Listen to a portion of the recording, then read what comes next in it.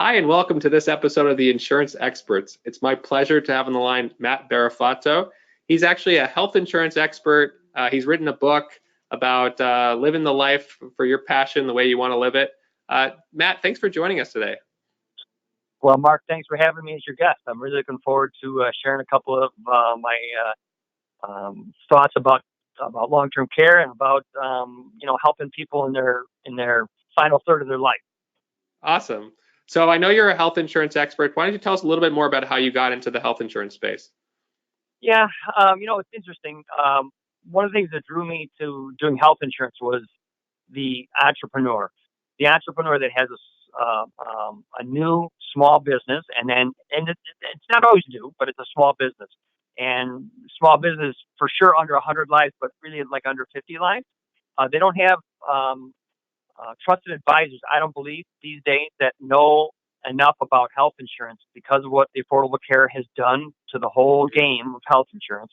And starting with the fact that good trusted advisors can't make a living anymore at just health insurance. So they're getting out of that small employer space. So that's leaving less qualified people. I've stayed in that space because I really believe that the second largest expense is your health insurance usually. If it's not the second, it's just third. And that's what I love helping the small employers, entrepreneurs, small employers deal with that. That's awesome. And I know today we're going to talk a little bit about your passion for long-term care planning, but where does that come from, the long-term care side? It came from the fact that two different things happened. My father-in-law passed away from Alzheimer's about a year ago, and the experiences of it was a 10-year period of when he was diagnosed, when we discovered it and got diagnosed before he passed. And then for me, and during that time, we discovered he had a long-term care policy, which actually was, I'd say it was prophetic, because why would they back 20 years ago buy this thing? I have no idea, but they did. And then my dad was diagnosed with dementia within that year. Since the year that my father-in-law passed away, my father was diagnosed with dementia, and I'm the power of attorney for healthcare and for property. So I'm seeing it right up front. Oh, wow. So you had your father-in-law who had a policy and paid for the care, and then obviously your father now who's receiving care. How would you describe the difference between those two experiences? Oh my God! It's weird. It's interesting. So the journey of my dad being diagnosed and then needing care happened very fast, and it was partly for our sanity as caregivers, because I was the main caregiver, me and my wife, because we both live here in Glenview, and we were the closest. And when we found these caregivers that were the best for my dad, the price tag on that is $200 a day. And when you don't have a long-term care policy, if we had even $75 or $100 a day, it would be huge right now.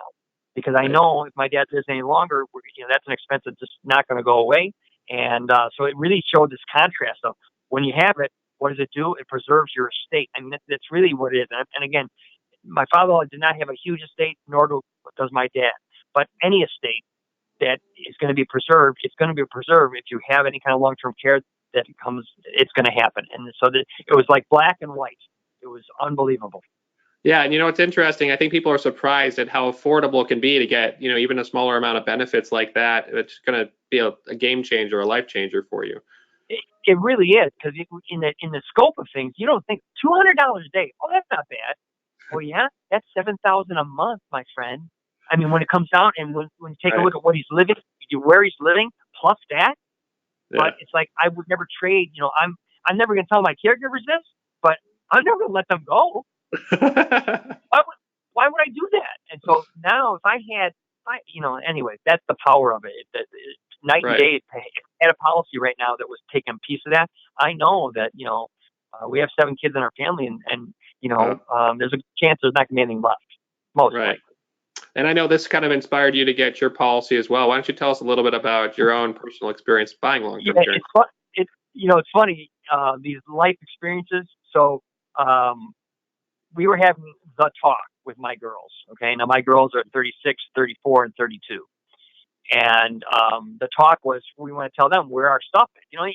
It's one of those things where my coaching has helped me deal with questions a lot of people don't like to talk about. So our demise is something they need to know about, so they know where our stuff is, because now they've experienced it with our parents, except for my dad. Joan is still around, okay, and so it was my youngest daughter who, because they've been through this experience of losing my father-in-law, and now it's going through with my dad. And the very first thing that my daughter said to me and my wife is, we thought we were doing this great thing of sharing where our stuff is at, and they go, "Hey, Mom and Dad, where's your long-term care policy?" And we looked at her and said, "We're working on it." And, which was not an untrue statement. We had just begun the conversation because we knew how important it was. But it got ratcheted up to, on the list of things to do, and we did, and then we ended up getting the policy because, I don't want to do that to my kids. I don't want to. It's hard enough to have to deal with the mental anguish and everything that happens with that piece of it, and then you add the financial piece to it. I don't know. Yeah, and then I think you told me that you found out, it wasn't the primary motivation for getting the policy, but you found out that it was also tax deductible because you owned your own business. Tell us a little bit about the tax deduction there. Yeah, that was what a nice surprise. It was a nice surprise.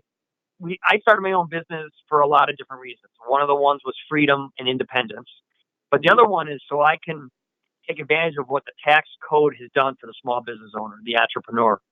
And I didn't realize it was going to come to the forefront on a coverage that is right up front. They can always change it, and I understand that, the government, but right now they position it where they want as many people to use long term. They want to get that off the government, because you and I both know that the government really isn't going to pay for most of that the way we would want it to. So the tax deduction has been huge, because all of a sudden the premium that we are paying for is a full tax deduction to my business, and we're able to do that. And that was really, really, really a nice surprise. Right. And hopefully you never have to use the policy, but again, it's there for you if you do. And obviously it's expensive if you do. And if you receive the benefits, they're also tax-free. So you get a kind of double dip on the deduction and still getting the benefits. Anytime I can double dip against the government, I'm good. I mean, just in case. If they're watching this video, I don't really care, because I'm using it for the right reason. So I'm all right with it. There you go. Well, thanks for joining us on this episode. I hope to have you on future episodes as well. And we look forward to working with you closely. Well, Mark, thanks for having me, and hope you guys have a great day. Thanks for having me.